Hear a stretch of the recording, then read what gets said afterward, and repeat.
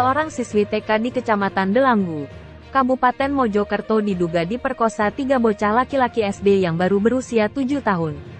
Anak perempuan berusia 6 tahun itu mengalami trauma karena sudah beberapa kali mengalami kejadian serupa.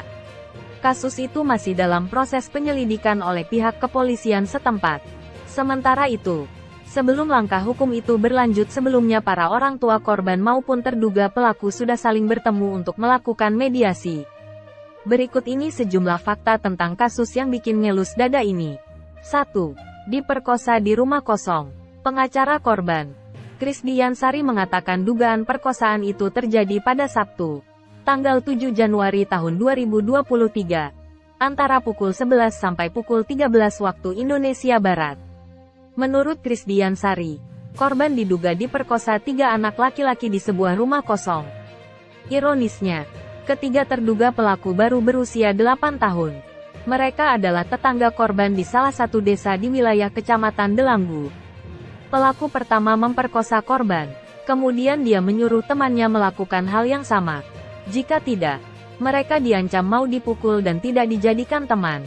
Pengakuan korban, 2 pelaku memperkosa, satunya mencabuli, kata Krisdiansari kepada Detik Jatim, Rabu, tanggal 18 Januari tahun 2023. 2. Orang tua korban akhirnya tahu. Krisdiansari menjelaskan saat peristiwa itu terjadi ada 2 teman korban yang berada di depan rumah kosong itu. Salah seorang teman korban menyaksikan peristiwa tersebut. Untung saja teman korban menceritakan apa yang dialami korban kepada pengasuhnya. Barulah si pengasuh itu bercerita ke nenek dan ibu korban keesokan harinya pada Minggu, tanggal 8 Januari tahun 2023. Sontak saja ibu korban yang geram melabrak para orang tua terduga pelaku yang rumahnya tidak jauh dari rumah korban. Korban dan pelaku ini tinggal di dusun yang sama. 3. Ortu korban melapor ke polisi. Ibu korban mengadukan apa yang dialami putrinya ke TP2A Kabupaten Mojokerto pada Selasa, tanggal 10 Januari tahun 2023, pagi. Sehingga terhadap korban dilakukan pemeriksaan oleh psikolog.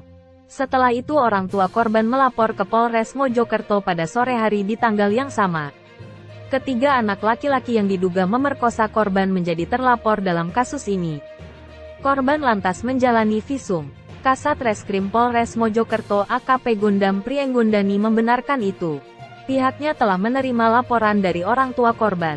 Kasus itu masih diselidiki Unit Pelayanan Perempuan dan Anak, PPA. Iya benar, masih dalam proses penyelidikan, ujarnya. 4. Hasil visum menunjukkan luka di kelamin korban. Pelaporan oleh ibu korban tentang dugaan pemerkosaan terhadap putrinya itu berujung pada pemeriksaan visum terhadap korban yang dilakukan atas rekomendasi Polres Mojokerto. Proses visum terhadap korban itu dilakukan di RSUD Prof. Dr. Sukandar, Mojosari. Hasilnya, menurut pengacara ortu korban Krisdiansari, visum itu menunjukkan memang ada luka akibat benda yang dipaksa masuk ke alat kelamin korban. Hasil visum memang mengatakan ada luka akibat memaksakan benda masuk ke dalam alat kelamin korban, klaim Krisdiansari. 5. Sudah 5 kali diperkosa. Pada saat psikolog melakukan pemeriksaan terhadap korban, siswi TK itu akhirnya mengakui sudah beberapa kali ia mengalami itu. Siswi TK besar itu pada akhirnya mengaku sudah 5 kali diperkosa salah satu terduga pelaku. Sedangkan 2 terduga pelaku lainnya hanya melakukan di tanggal 7 Januari tahun 2023. Yang 4 kali sepanjang 2022 di rumah salah seorang pelaku persis di sebelah rumah korban. Ketika kedua orang tua pelaku bekerja jualan sayur sehingga tidak ada orang di rumah, jelasnya. 6. Kasus dugaan pemerkosaan sempat dimediasi. Kasus yang melibatkan anak-anak ini sudah 2 kali dimediasi oleh pemerintah desa setempat tanggal 9 dan tanggal 16 Januari lalu. Namun, mediasi yang mempertemukan ortu korban dan ortu terduga pelaku ditengahi kepala dusun itu tidak mencapai titik temu.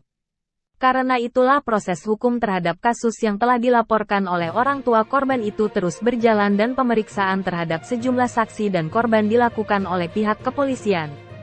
Dalam proses mediasi yang telah dilakukan, Krisdiansari mengakui bahwa orang tua korban memang memberikan 2 pilihan untuk mencapai kata damai.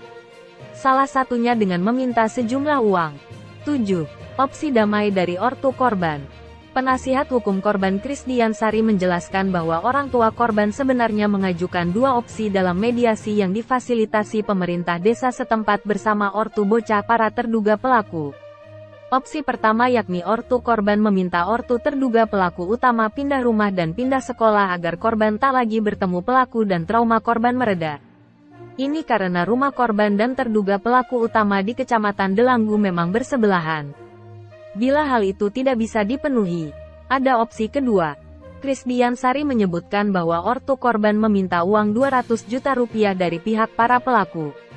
Krisdian Sari menjelaskan uang itu benar-benar akan dipakai untuk memulihkan trauma korban yang masih sangat belia, termasuk memindahkan sekolah dan pindah rumah keluarga korban. 8. Korban masih trauma. Menurut Krisdian Sari saat ini korban masih enggan sekolah karena malu.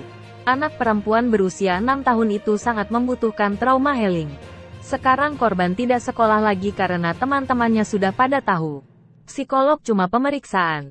Kalau sampai terapi belum ada, cetusnya. Hingga akhirnya sekretariat TP2A melakukan asesmen terhadap korban di Jalan Rabasuni, Suko pada Jumat, tanggal 20 Januari tahun 2023. Korban didampingi ibunya saja. Asesmen oleh psikolog klinis TP2A. Korban diajak mengobrol, menggambar, kata Krisdian Sari. 9. Dipantau Kementerian PPPA. Deputi Bidang Perlindungan Khusus Anak Kemenpanahar menyatakan bahwa pihaknya masih melakukan pemantauan dan penyelidikan tentang latar belakang kasus itu.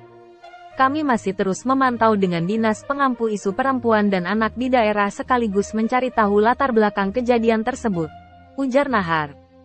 Dia menghargai pihak yang melaporkan keluhan korban dan gerak cepat orang tua korban melaporkan kasus itu ke Polres dan P2TP2A Mojokerto. Ia ingatkan juga tentang sistem peradilan pidana anak, mengingat pelaku masih berusia di bawah 12 tahun.